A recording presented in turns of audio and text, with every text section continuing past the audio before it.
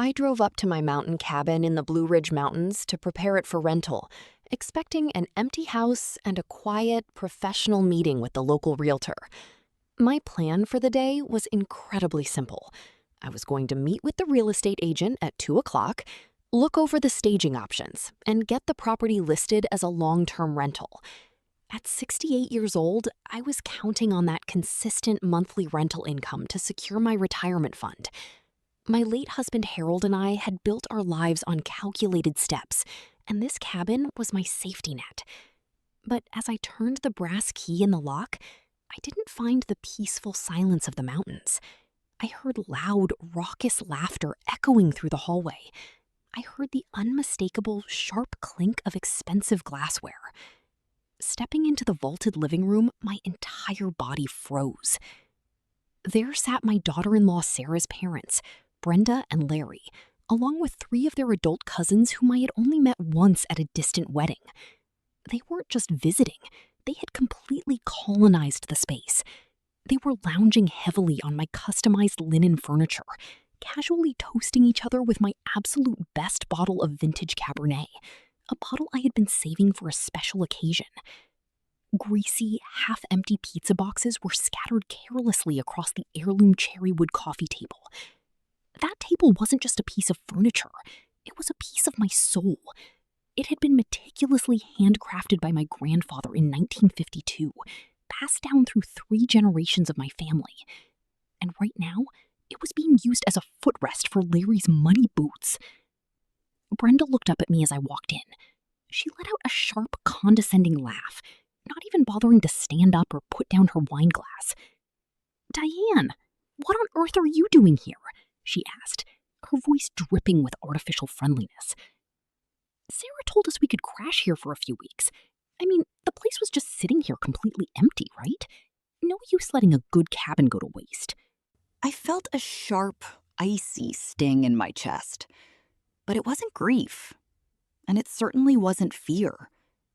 It was pure, cold disappointment in my son, Jason. Jason knew exactly what this mountain house meant to me. He knew the financial math behind my retirement. He knew the rules. Yet he had allowed his wife, Sarah, to hand over my keys as if my property were nothing more than a family timeshare. I didn't say a single word. I didn't scream, I didn't demand an immediate explanation, and I didn't ask them to pack. I calmly walked past them into the kitchen to survey the broader damage.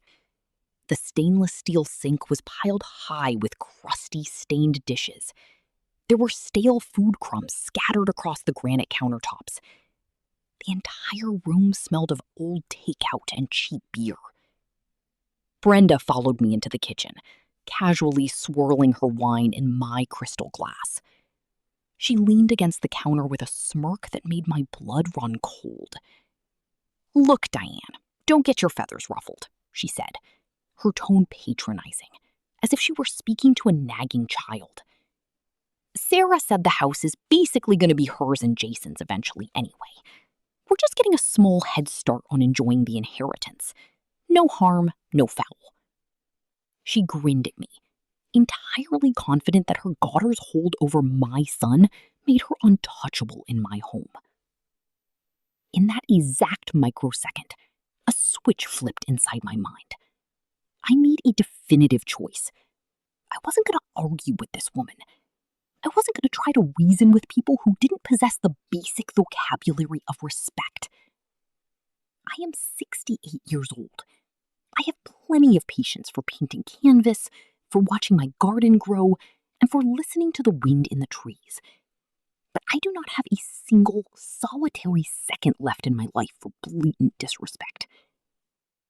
I turned around without uttering a single syllable, walked down the hallway, and headed straight for the front door. Brenda's voice followed me out, shouting into the chilly mountain air. "Hey, Diane, since you're heading out anyway, can you at least take the trash bags down to the gravel driveway?" They thought I had given up.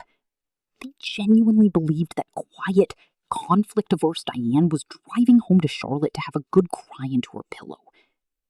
They had absolutely no idea that I was already mentally auditing every single bank authorization, utility portal, and legal deed I had ever signed in my entire life.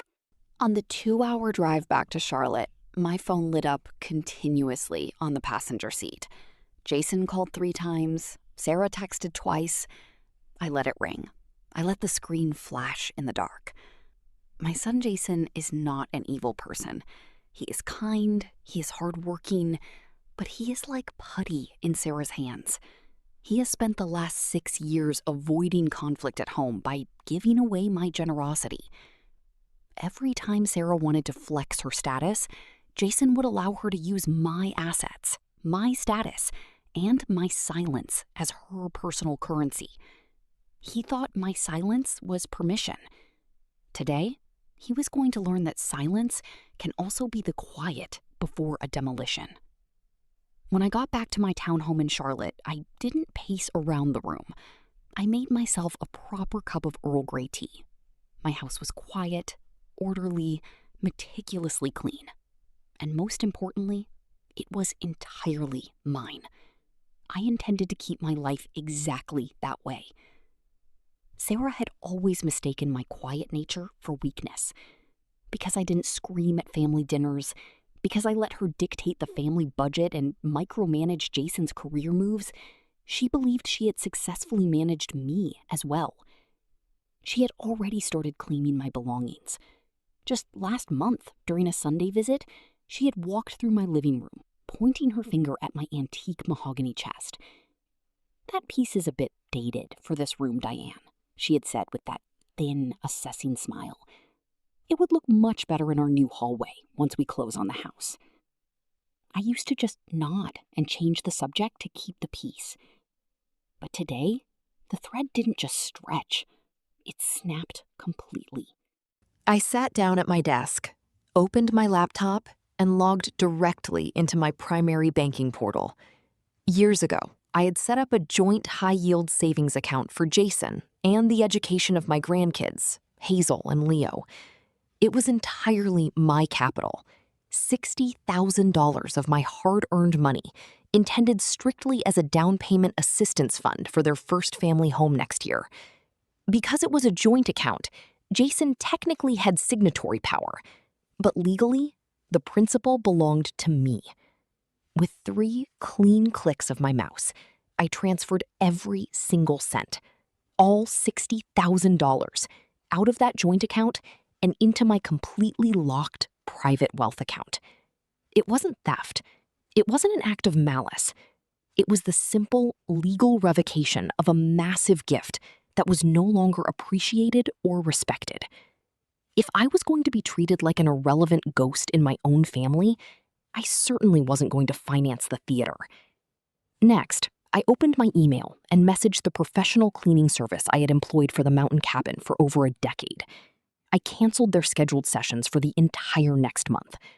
If Brenda and her extended crew wanted to live like royalty in my cabin, they could learn how to scrub their own grease off my grandfather's cherrywood table. Finally, I logged into my regional utility portal. I systematically canceled the auto-pay features for the cabin's electricity, water, and gas accounts. I requested a formal closure of the accounts effective the following Monday. I set my tablet aside on the desk, picked up my tea, and took a deep, steady breath. My pulse was perfectly regular. The petty logistics were complete. The next morning, at exactly 9 o'clock, Sarah was at my front door. She didn't ring the bell. She burst into my kitchen without knocking, her face flushed a furious, deep red, her breathing heavy. "Diane, what the hell was that yesterday?" she yelled, slamming her designer purse onto my pristine counter. "My mother is absolutely devastated. You walked out of your own cabin without saying a single word to them. They feel completely unwelcome, uncomfortable, and insulted." I didn't flinch. I didn't drop my stance. I calmly continued holding my small brass watering can, gently pouring water over my African violets on the windowsill. I didn't even look up at her face. "They are unwelcome, Sarah," I said, my voice flat, smooth, and perfectly level. "It is my house." Sarah let out a loud, scoffing laugh, crossing her arms tightly over her chest. "Oh, please! We're family, Diane! Jason and I agreed that they could stay there for the month. The place was just sitting empty in the winter. We thought you'd actually be happy that the house was being used by people who appreciate it." I carefully set the brass watering can down on the saucer. I turned around slowly, squaring my shoulders, and looked her dead in the eye. The room became instantly silent. "Jason has absolutely no legal or moral right to give away my property, Sarah," I said, each word enunciated with absolute precision. "And neither do you." Sarah's eyes flared. She took a step closer, her voice rising an octave. "You're being so selfish! That house is going to be ours anyway in the future! Why are you making such a drama out of this?" "Later isn't now," I said quietly. "And whether it will ever be yours is a decision I make every single day when I wake up. Do not mistake my future estate plan for your current asset." Sarah snorted, her defensive armor cracking slightly. "Speaking of decisions, Jason saw the savings account is empty. What is that about? We were supposed to sign the contract for the new house next week." I sat down calmly at my kitchen table. I pointed to the wooden chair directly across from me. She remained standing, her posture rigid with fury.